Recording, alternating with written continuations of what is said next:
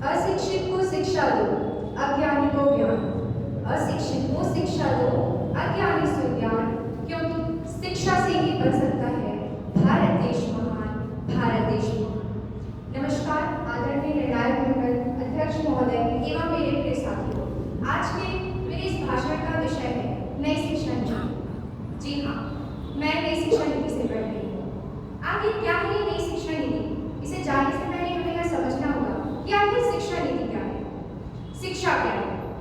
शिक्षा का अर्थ होता है हमारे जीवन में आने वाली हर चीजों को समझना, जानना, एक उत्सुकता होना, यही शिक्षा है। हम बचपन से ही विभिन्न चीजों को सीखते हैं, अपने घर में, परिवार में। हमारे माता पिता हमें हमारे मूल्यों में विकास करते हैं और धीरे धीरे हम शिक्षा ग्रहण करते जाते हैं। हमारी शिक्षा की पहली पंक्ति हमारा घर है। जी हाँ, नई शिक्षा नीति सन 2020 में हमारे देश के आदरणीय प्रधानमंत्री द्वारा लागू किया गया। नई शिक्षा नीति को कुछ इस प्रकार से बनाया गया है जिसमें विद्यार्थियों के व्यक्तिगत विकास को बढ़ाने के लिए, उनमें कौशल विकास को बढ़ाने के लिए, उनके मानवीय मूल्यों में विकास करने के लिए नई शिक्षा नीति में आखिर है क्या? पहला है उन्हें स्वेच्छा से अपने विषयों को चुनने की स्वतंत्रता है। आज विद्यार्थी अपने मन से विभिन्न विषयों का चयन कर सकता है, जिसे एसएससी कहते हैं। ये हर एक पाठ्यक्रम में लागू है।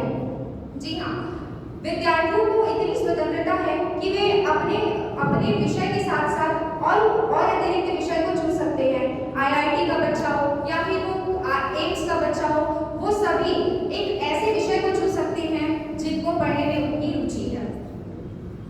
शिक्षा, हमारी नई शिक्षा नीति तो लागू हो गई है और ये हर महाविद्यालय में लागू हो चुकी है, लेकिन हमें यह जानना होगा कि आज की शिक्षा नीति के पीछे चुनौतियां कौन-कौन सी है। अगर मैं बोलूं कि शिक्षा नीति के पीछे सबसे बड़ी अगर कोई चुनौती है तो वो हम हैं, हम अर्थात आज के युवा। क्योंकि शिक्षा नीति का उद्देश्य तभी पूर्ण हो सकता है जब हम उस शिक्षा नीति के आधार पर अच्छे से अध्ययन करेंगे। आज का युवा दिशाहीन है, अधिकतर युवा दिशाहीन है, उन्हें कोई दिशा नहीं है, तो कहीं ना कहीं यह हमारी शिक्षा नीति के लिए बाधा है। दूसरा, आज का युवा दिशाहीन है। दूसरा, आज का युवा जातिवाद, सांप्रदायिकता जैसी भावनाओं से व्याप्त है। युवा जो अपने समाज में देख रहे हैं उसे आगे लेकर जाना चाहता है। महोदय, आज के युवाओं को समझा पाना, दिशा दे पाना एक चुनौती बन चुका है, जो कि शिक्षा नीति के समक्ष एक बाधा है। अगर मैं बात करूं समाधान की, कि शिक्षा नीति को हम किस तरह से बच्चों तक पहुंचा पाए।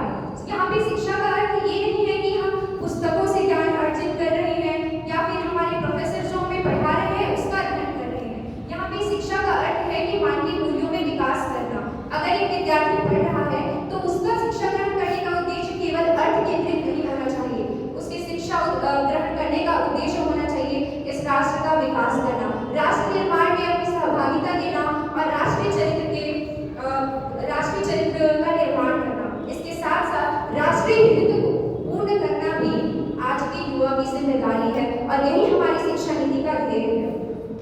आज की शिक्षा नीति, अगर हमारे पास विभिन्न चुनौतियां हैं तो उनके समाधान क्या हो सकते हैं? पहला, युवाओं को अपने व्यक्तिगत मूल्यों में विकास करना होगा। ये नहीं कि हमारे महाविद्यालय में जो पढ़ाया जा रहा है हम उसे पढ़ें, हमें खुद जागरूक होना पड़ेगा, हमें अपने अंदर जागरूकता लानी होगी, हमें समस्याओं को समझना होगा, तब जाके हम राष्ट्र निर्माण में अपना योगदान दे पाएंगे। दूसरा, राष्ट्रीय चरित्र के विकास के लिए हमें खुद के चरित्र का विकास करना होगा, तभी हम